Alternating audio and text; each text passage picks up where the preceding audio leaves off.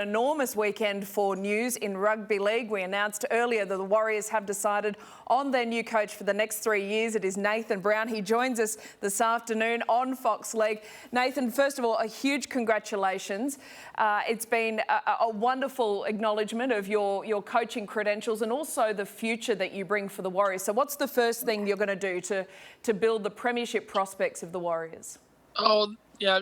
Mooks and Peter Sullivan, they've got some good stuff that they've sort of started to put in place over the past sort of 12 months. So from a roster point of view, they're already down the track with a few players that they've been looking at, which are, seem to be good fits for the club. And, young Ellie Katoa's developing nicely. They've already signed Ben Murdoch, who, if you follow the English games, in the top sort of probably 3 or 4 forwards in the English game, which that sort of form holds up in the Australian game very well. So they've got some really, really good things in place. And I'd like to obviously try and continue the development of, some good young players. They've got some, had an SG ball side this year for the first time until the COVID hit. So that's the first time the Warriors have sort of had that, which really helps with their recruitment of younger players. It sort of gives them an opportunity to stop the young kids coming out to Australia. So if a parent's got a 16 or 17-year-old kid that the Roosters might want, or Dragons or Knights or whoever, the Warriors have never been able to offer them football at that age in the best competition, which is obviously the SG ball. So there's some things that has impressed me already with what they've got in place, and so I just look to continue to build on what they've already got there. Nath, can you talk to us about when it became real? I mean, a number of weeks ago, we understand that the job, you didn't want to take it, and then obviously in the last 48 hours it's become real. How did that process start to evolve for you? Can you take us through that?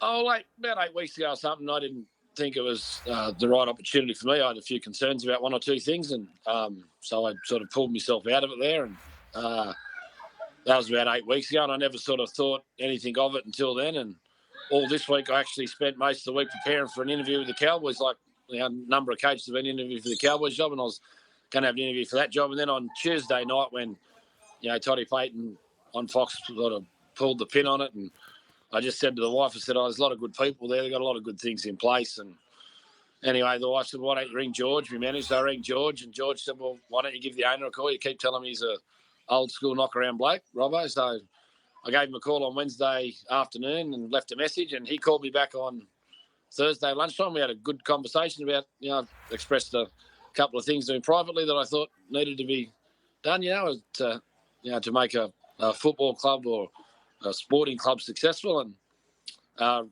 Robbo, he was good about everything I'd sort of spoke about. We had a real good chat, and about 3 hours later we had a deal done. Brownie, congratulations and good luck next year. You've made finals with good lists. You've won a Super League title overseas, and you've also rebuilt lists. So give me an insight to where do you think this list is at, and what's your approach?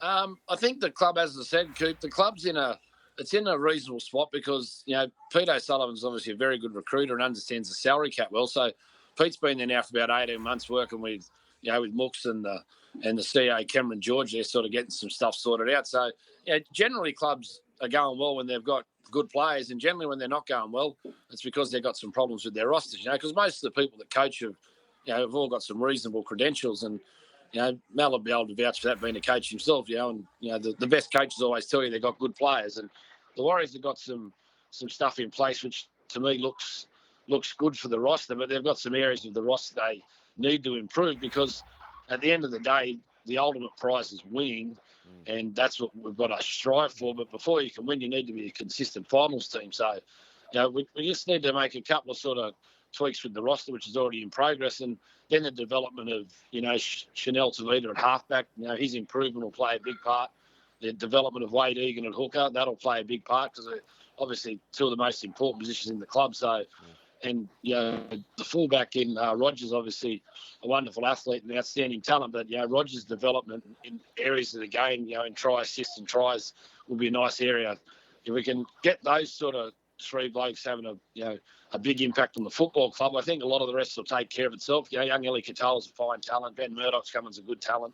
There's a few things in the pipeline. So the club itself, it's in an okay position, but with a few tweaks and a few things, I think it can improve rather quickly.